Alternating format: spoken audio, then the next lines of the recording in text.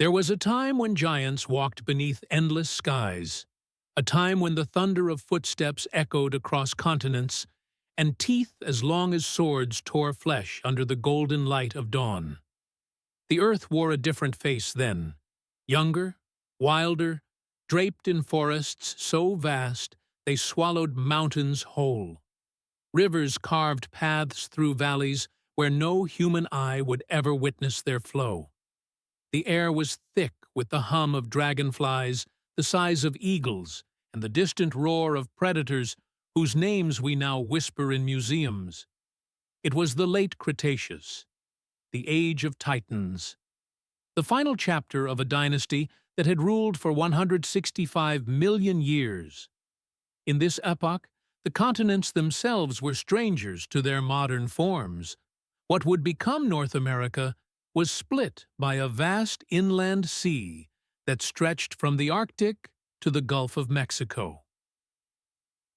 South America drifted alone, an island continent harboring creatures found nowhere else on Earth. India was still an island, racing northward on its collision course with Asia.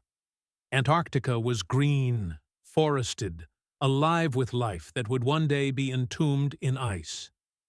The climate was a furnace compared to today. No ice caps crowned the poles. The ocean waters were warm enough to swim in from equator to Arctic Circle. Palm trees grew in Alaska. Cycads and ferns blanketed Greenland. The atmosphere itself was different, richer in carbon dioxide, thick with moisture that fed the endless rains, nurturing jungles of impossible density. In this world of emerald canopies and crimson sunsets, the Tyrannosaurus rex stood unchallenged. 6 tons of pure devastation. With jaws that could crush bone like brittle wood, and eyes that burned with an ancient hunger. Each step sent tremors through the earth. Each breath was a declaration of supremacy. They hunted in the half-light between night and morning, when shadows stretched long and prey moved slow. A mature rex could grow to 13 meters from snout to tail. Its skull alone measured 1.5 meters, a battering ram of bone powered by muscles that could generate 8,000 pounds of bite force. When it fed, the sound of splintering ribs echoed through the valleys like breaking timber. When it roared, herds scattered in panic across the plains, and smaller predators retreated into the safety of the forest shadows. But they were not alone in their dominion. Across the sweeping plains that stretched beneath mountain ranges still young and sharp, herds of triceratops marched in formation, their massive horns glinting like weapons forged by nature itself. These were not timid creatures.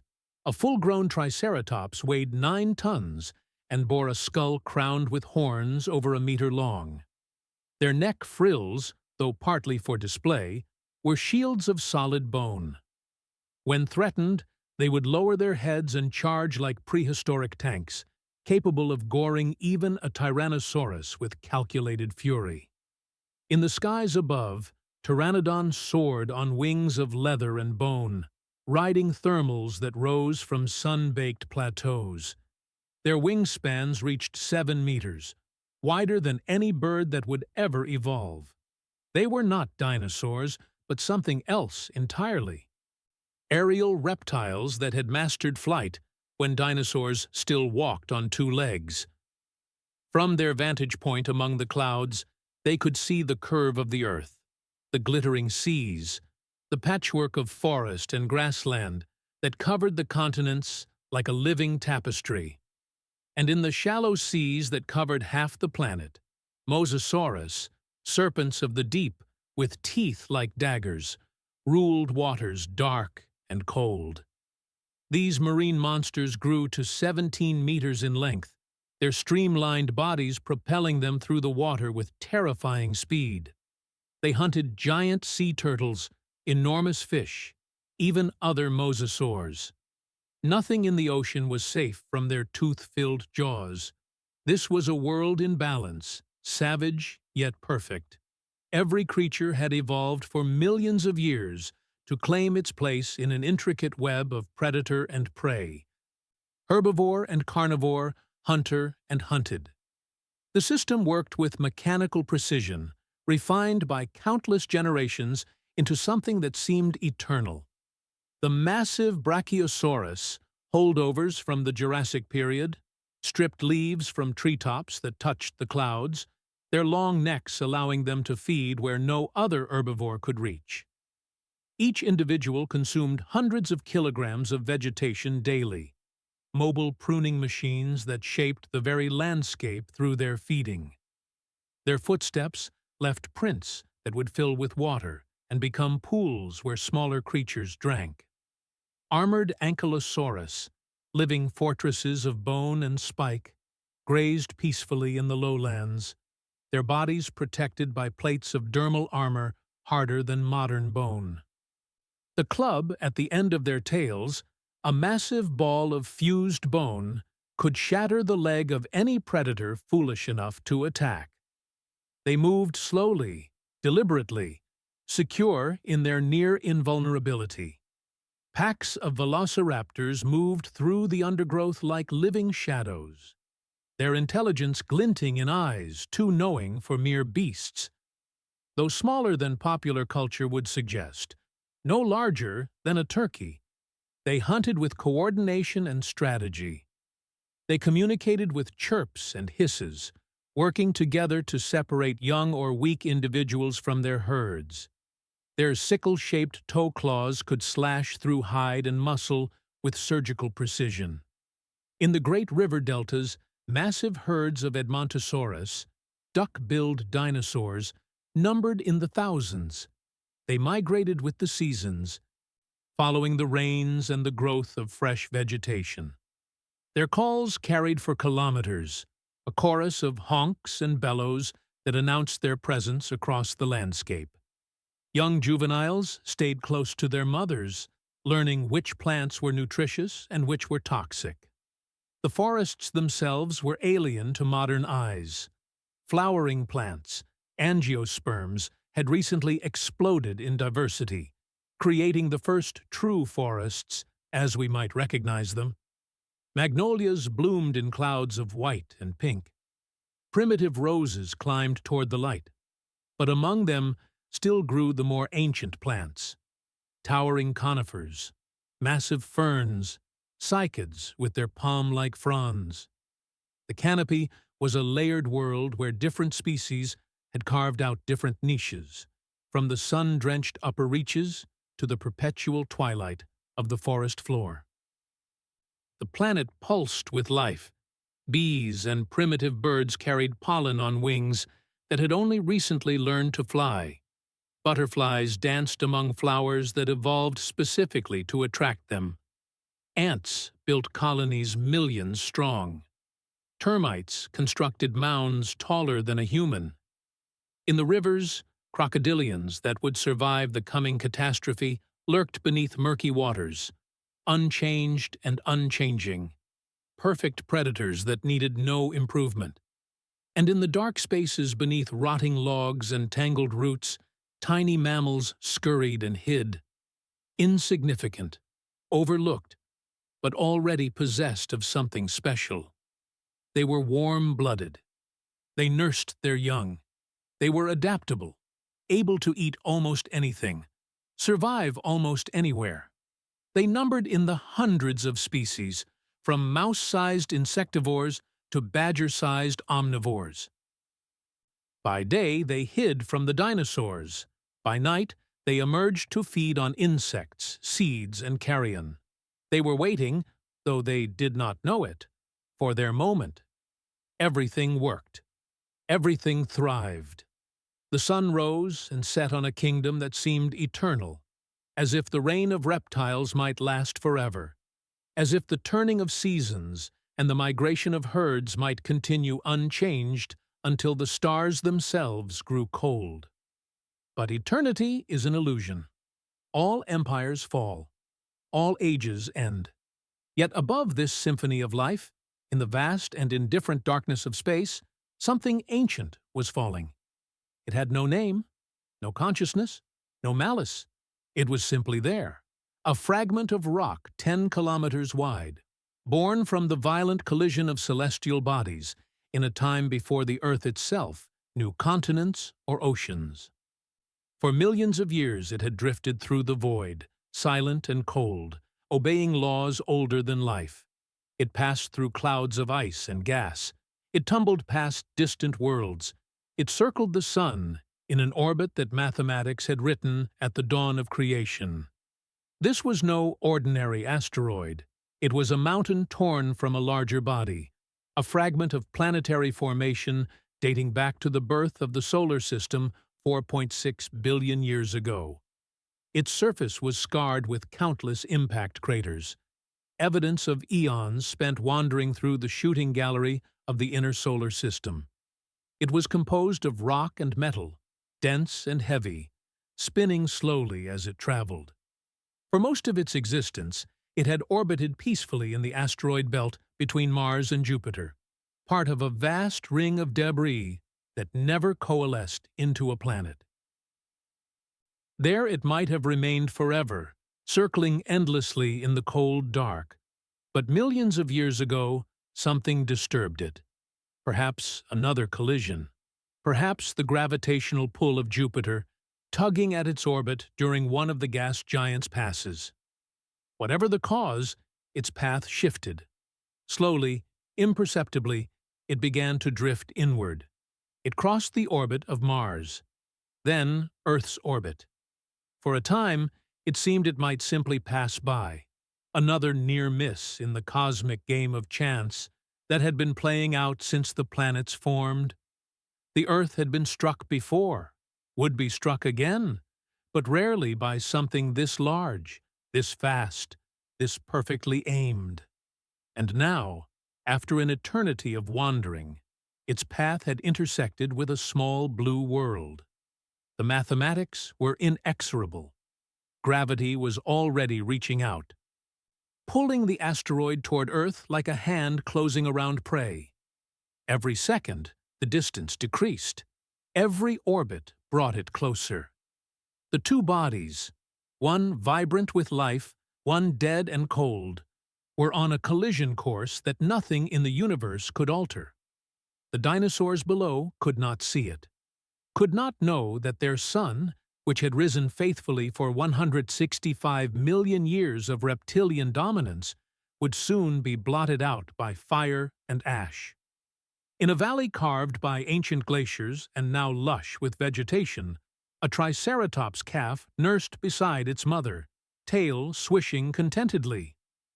The herd had gathered near a waterfall that sang against moss-covered stone, the spray creating rainbows in the afternoon light. The adults formed a protective circle around the young, their horns pointing outward. This was their ritual, their way of life, unchanged for millions of years. Nearby, a T-Rex stalked a hadrosaur herd through morning mist that rose from the wetlands. The Rex moved with surprising stealth for such a massive creature, placing each foot carefully, using the terrain and vegetation for cover. The hadrosaurs grazed nervously, always alert, their heads rising frequently to scan for danger. It was the eternal dance of predator and prey, performed countless times, in countless places, across millions of years. High above, a pteranodon circled lazily on warm air rising from volcanic vents in the distance. From this height, it could see for 100 kilometers. Herds of herbivores, the glint of rivers, the dark green of forests.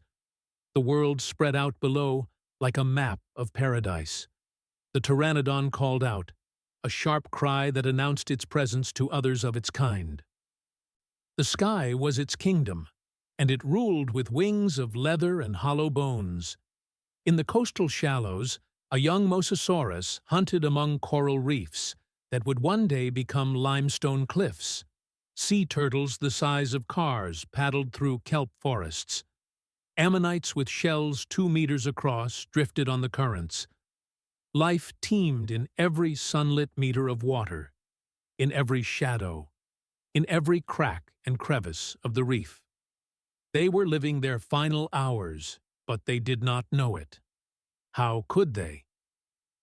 The asteroid crossed the orbit of the Moon. At this distance, roughly 384,000 kilometers, it was still invisible to anything on Earth's surface. But gravity had locked on.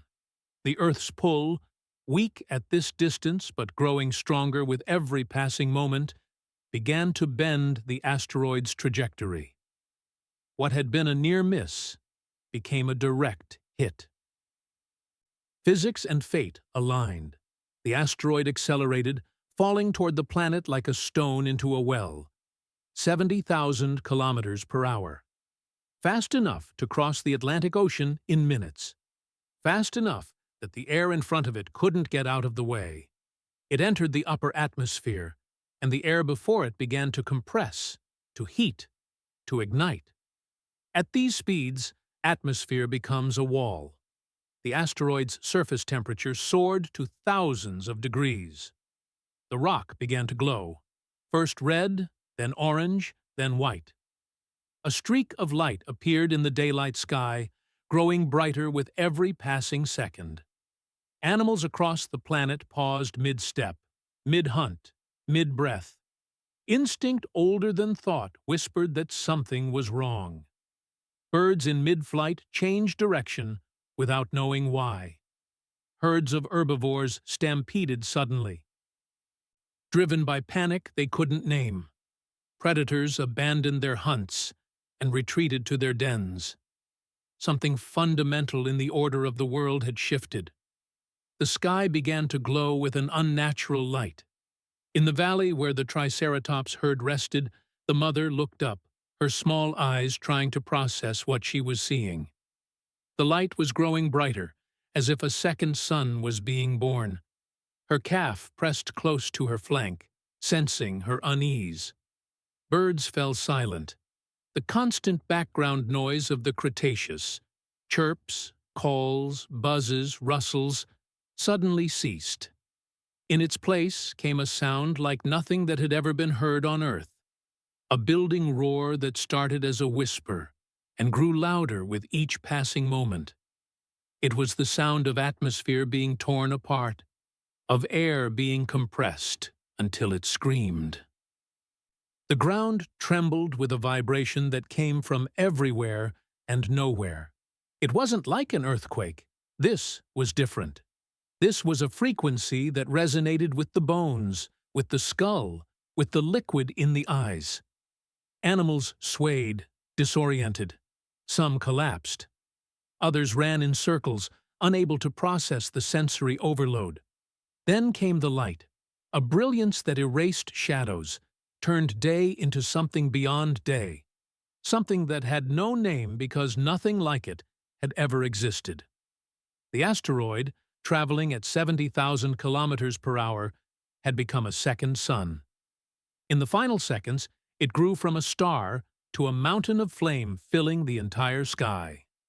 The air around it ionized, creating a plasma trail that turned the heavens into a river of fire. Animals at the impact zone, the unfortunate ones directly beneath the descending mountain, were vaporized before their nervous systems could even register what was happening. One moment, they existed. The next, they were converted to their component atoms, erased so completely that not even ash remained. Target, the shallow sea off the coast of what would one day be called Mexico, the Yucatan Peninsula, where warm waters teemed with life and the shore met dense jungle. It was one of the most biodiverse regions on the planet, a cradle of evolution where countless species flourished. The Tyrannosaurus rex in the valley, the one that had been stalking the hadrosaurs, turned its massive head upward, pupils contracting against impossible light. Its brain, primitive but functional, couldn't process what it was seeing. Every instinct screamed danger. But there was nowhere to run, nothing to fight. It opened its jaws and roared one final time, a sound of defiance and confusion that was swallowed by the larger roar, descending from the sky. The Triceratops herd stampeded in panic toward shelter that did not exist. The mother tried to shield her calf with her body, turning her armored frill toward the light. The calf bleated in terror, pressed against her flank.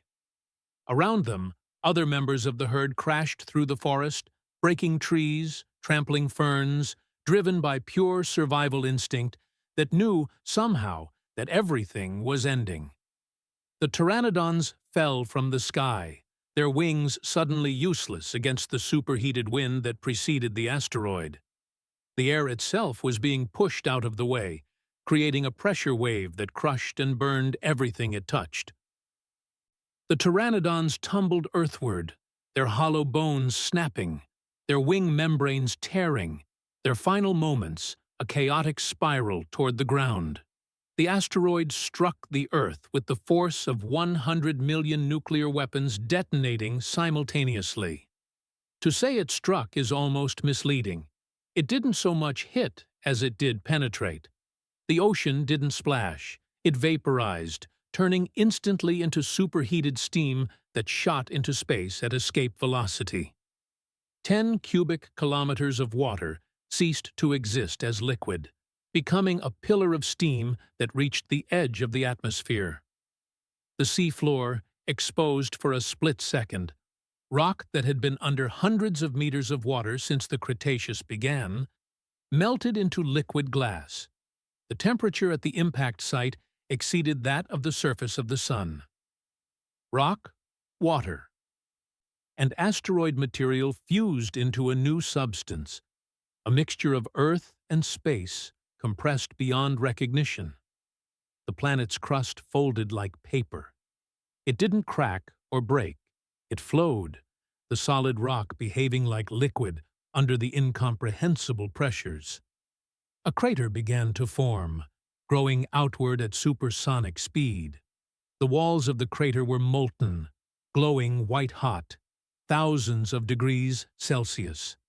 In seconds, the crater reached 180 kilometers in diameter and 20 kilometers deep, deep enough to expose the Earth's mantle, the layer of semi-molten rock that usually lay safely buried beneath the crust.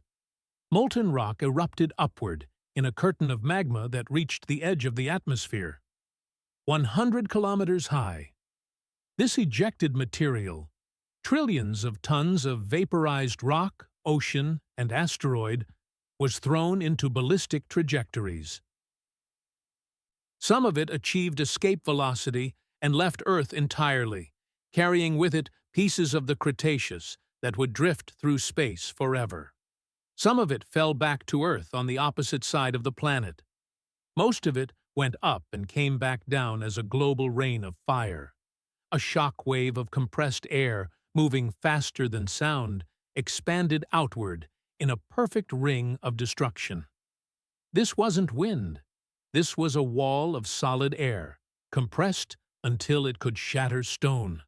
It flattened forests for 1,000 kilometers in every direction, every tree falling in perfect radial lines pointing away from the impact. Mountains were leveled, their peaks sheared off as if by a cosmic blade. Rivers boiled away in seconds, the water flashing to steam before it could even flow. The ground itself liquefied, the shock wave turning solid rock into a flowing, churning mass. Animals died in waves, expanding outward from the impact. The first wave, everything within 1,500 kilometers, died instantly, killed by the pressure wave alone. Lungs exploded, blood vessels ruptured, brains liquefied inside skulls. They were dead before they could even fall. The second wave, out to 3,000 kilometers, died in the firestorm. The heat pulse from the impact, traveling at the speed of light, ignited everything flammable. Forests burst into flame simultaneously, every tree, every bush, every blade of grass catching fire in the same instant. Animals burned where they stood, their bodies converted to charcoal in seconds. And in that single, terrible instant, lasting less than a heartbeat, The age of dinosaurs came to an end, but the true horror had only just begun. The Tyrannosaurus rex in the valley never saw the moment of impact. The light was too bright, but it felt the shock wave when it arrived. Several minutes after the impact, having traveled across thousands of kilometers, the wave hit like the fist of an angry god.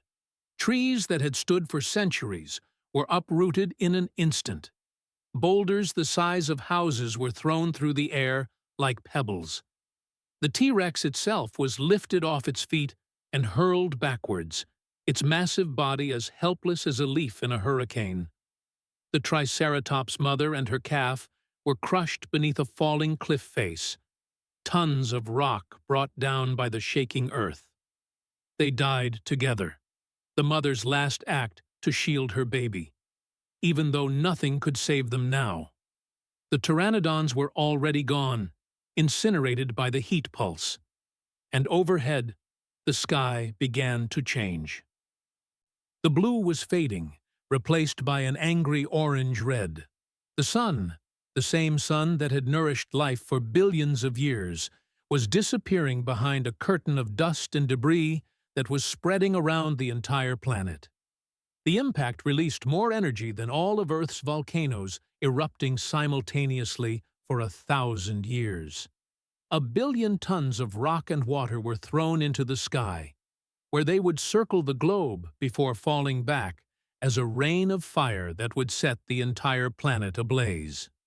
Pieces of molten rock the size of houses re-entered the atmosphere at orbital velocity, each one a shooting star that ignited everything below it.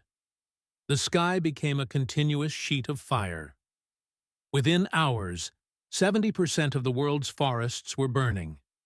The smoke combined with the dust from the impact, creating a cloud layer so thick that it blocked out the sun completely. Temperatures at ground level soared to over 300 degrees Celsius in some places, hot enough to boil water, hot enough to ignite even rocks. The sun would vanish behind this curtain of ash and would not be seen clearly again for years. Photosynthesis would stop. Plants would die. Herbivores would starve. Carnivores would starve. The temperature would plummet from tropical warmth to Arctic cold, swinging from one extreme to the other as the planet reeled from the blow.